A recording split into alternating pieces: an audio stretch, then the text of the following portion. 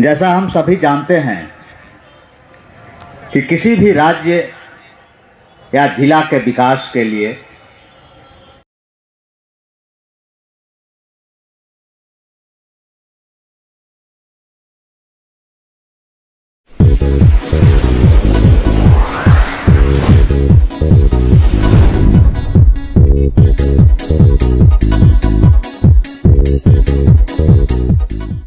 नमस्कार, आप देख रहे हैं करंट खबर। मैं हूं आपके साथ आरती जायसवाल। चलिए आगे बढ़ते हैं खबरों की ओर। जैसा हम सभी जानते हैं कि किसी भी राज्य या जिला के विकास के लिए शांति बहुत जरूरी है। शांति और विकास दोनों एक दूसरे के पूरक हैं। जैसा हम सभी जानते हैं कि जब से झारखंड बना तब से चाईबासा जिला एक नक्सलग्रस्त जिला रहा है और नक्सलियों की समस्या इस जिले के पुराने इतिहास से जुड़ा हुआ है। मैं शॉर्ट में, चूंकि समय बहुत कम है, शॉर्ट में बताना चाहूँगा कि वर्ष 2020 जो समाप्ति के कगार पे है, इस वर्ष में चाईबासा पुलिस सीआरपीएफ के साथ मिलकर के नक्सल फ्रंट पे बहुत काम किया। विगत एक वर्ष में इस जिले की पुलिस और सीआरपीएफ की संयुक्त अभियान ने लगभग 17 मुठभेड़ किए। कुल 82 नक्सली गिरफ्तार हुए और 40 हम लोगों ने हथियार बरामद किया है।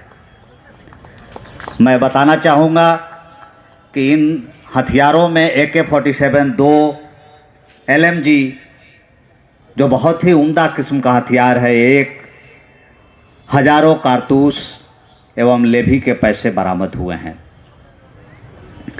मुझे इस बात की खुशी है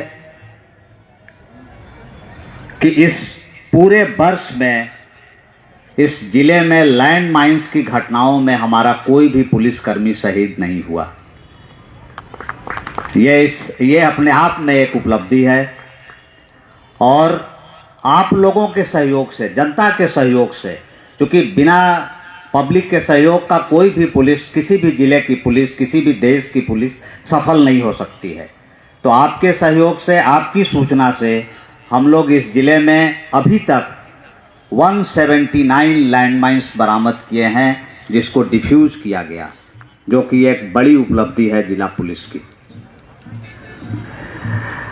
जैसा आप सभी जानते हैं कि इस वर्ष की शुरुआत ही कोरोना महामारी जैसे विश्व स्तरीय महामारी से शुरुआत हुई और ये पुलिस के लिए बड़ा चुनौती भरा वर्ष रहा कि उस कोरोना महामारी में जहां एक तरफ तो सभी को घरों में रहने के लिए कहा जा रहा था, उस समय हमें और हमारे जवानों को रोड पे रहना था और सबों को घरों में रखे रहने की जिम्मेवारी पुलिस के कंधों पे थी। हम लोग अपने जीवन काल में ऐसी समस्या कभी नहीं देखे थे जहां अपने भी बचना था और लोगों को भी सुरक्षित रखना था।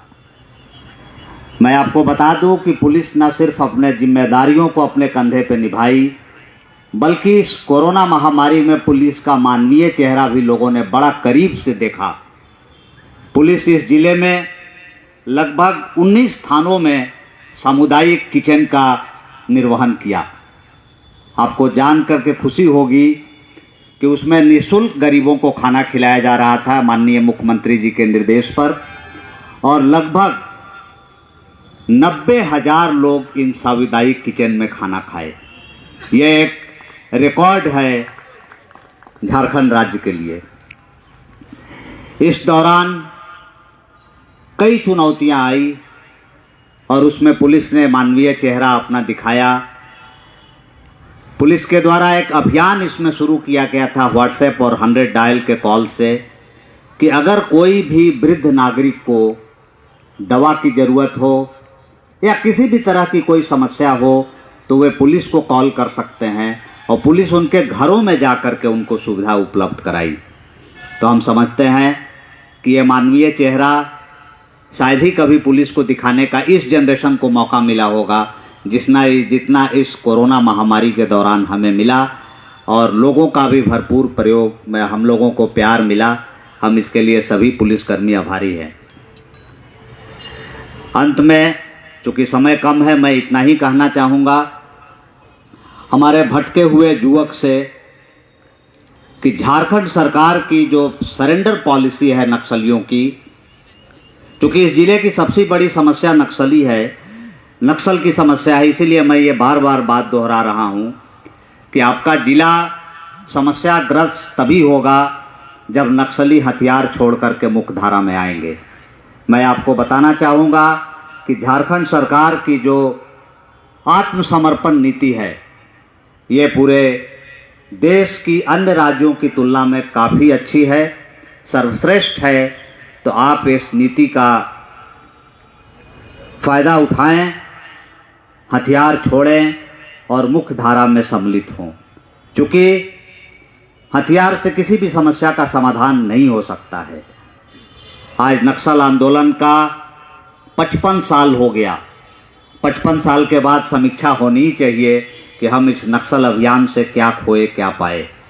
इसलिए मैं आज इस मंच का उपयोग करते हुए अपने भटके हुए नौजवानों को आह्वान करना चाहूँगा कि वो मुख्य धारा में आएँ, इस ज़िले को सर्वविकसित जिला बनाने में सहयोग करें, सरकार की सरेंडर पॉलिसी का फ़ायदा लें, इनाम की राशि उनके परिवार को मिलेगी।